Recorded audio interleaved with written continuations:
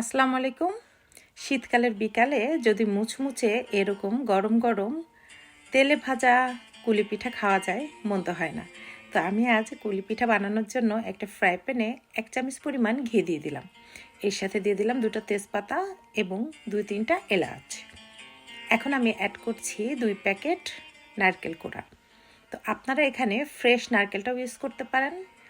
আমার হাতের কাছে এই দুটোই অ্যাভেলেবেল ছিল বলে আমি ফ্রোজেন নারকেলটা ইউজ করছি। ঘির সাথে নারকেলগুলো একটু সুন্দর করে ভেজে নিব। এখন অ্যাড করে দিব গুড়। তো গুড়টা আমি একটু মাইক্রোওভেনে দিয়ে মেল্ট করে নিয়েছিলাম। এখানে আমি অ্যাড করছি সিরিয়াল। তো আপনারা সিরিয়াল যদি হাতের কাছে না থাকে চাল ভেজে ওটা গুঁড়ো করেও দিতে পারেন। আর গুড় ও নারকেলের মধ্যে এরকম সিরিয়াল কিংবা চালের গুঁড়াটা দিলে ওইটা খেতে আসলে অনেক ভালো লাগে। এটা সাধারণত এই গ্রেভিটা একটু থিক হওয়ার জন্য মানে ঘন হওয়ার জন্যই সাধারণত ইউজ করে থাকে। তো আমি আরও 5 থেকে 7 মিনিট চুলায় জাল করব। থিকনেসটা এরকম হলে আমি চুলাটা বন্ধ করে দিব।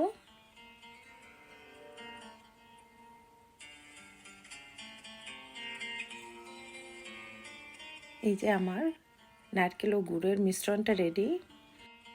এখানে আমি এখন পিঠার জন্য ডো রেডি করব। আমি এখানে 3 কাপ পরিমাণ পানি দিয়েছি, তার সাথে অ্যাড করছি একটু লবণ।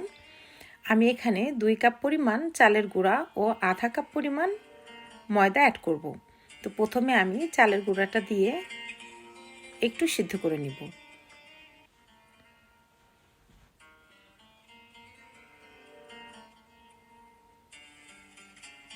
ভালো মতো জাল হলে আমি এইভাবে নাড়িয়ে চাড়িয়ে উঠিয়ে ফেলব। এখন সুন্দর করে আটা ময়দা মিশ্রণটা মাখিয়ে নেব। এখন আমি ডো দিয়ে এরকম রুটি তৈরি করে নিব।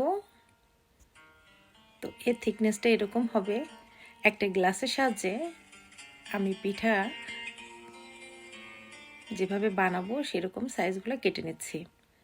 আপনাদের ইচ্ছা মতো আপনারা বড় বা ছোট any kind of size ready করে নিতে পারেন।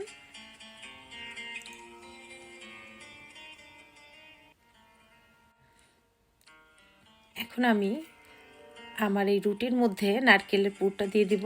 এখানে আপনারা আপনাদের ইচ্ছা মতো বেশি কম যেভাবে হোক দিয়ে রেডি করে নিতে পারেন। আপনাদের ইচ্ছা মতো ডিজাইনও করে নিতে পারেন।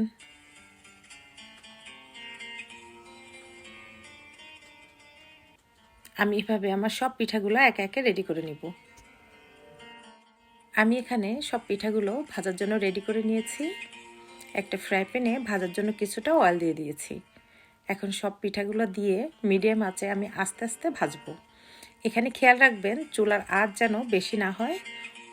আর মিডিয়াম হিটে যদি পিঠাগুলো আপনারা ভেজে নেন পিঠাগুলো দেখবেন 2-3 দিন এরকমই মচমচে থাকবে। আর সকালবেলা গরম চায়ের সাথে এরকম পিঠা বা বিকালের নাস্তায় অতুলনীয়। তো সবাই ভালো থাকবেন। আমার রেসিপিগুলো যদি ভালো লাগে চ্যানেলটাকে সাবস্ক্রাইব করবেন, পাশে থাকবেন। আল্লাহ হাফেজ। ইনশাল্লাহ দেখা হবে নেক্সট ভিডিওতে।